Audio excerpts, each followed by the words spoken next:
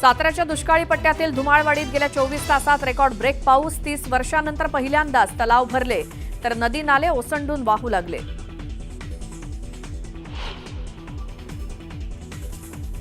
पुणे जिल्ह्याच्या भोरगिरी भीमाशंकर भागात मुसळधार पाऊस. भीमा नदीला पहिल्याच पावसात पूर. नदीवरचे अनेक पूल आणि बंधारे पाण्याखाली.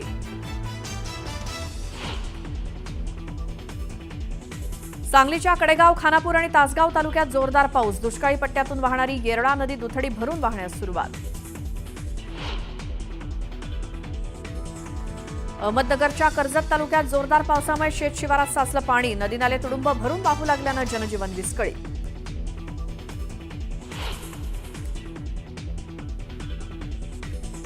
कोल्हापुरात सुरू असलेल्या मुसळधार पावसामुळे गांधी मैदानाला तळ्याचं स्वरूप. पाणी बाहेर जाण्यास जागा नसल्यामुळे 5 ते 6 फुटांपर्यंत साचलं पाणी.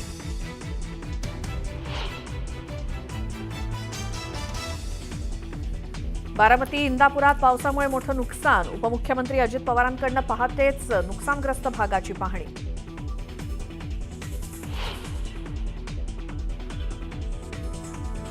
पलटण तालुक्यात मुसळधार पावसामुळे बाणगंगा नदीनं ओलांडली धोक्याची पातळी. नदीकाठच्या घरांमध्ये शिरलं पाणी. नागरिकांना सतर्क राहण्याच्या सूचना.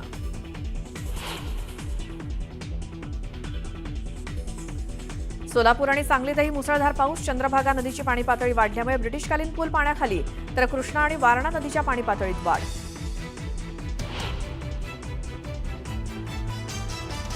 मुंबई शहरासह उपनगराला पावसानं झोडपलं. जोरदार पाऊस सुरू असल्यामुळे वाहतुकीवर परिणाम तर वातावरणात गारवा.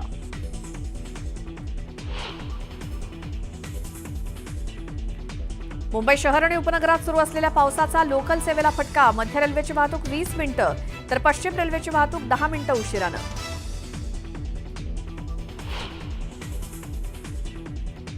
संकेतस्थळावर आलेल्या तांत्रिक अडचणींमुळे लांबलेली 11वी ऑनलाईन प्रवेश प्रक्रिया आजपासून सुरू.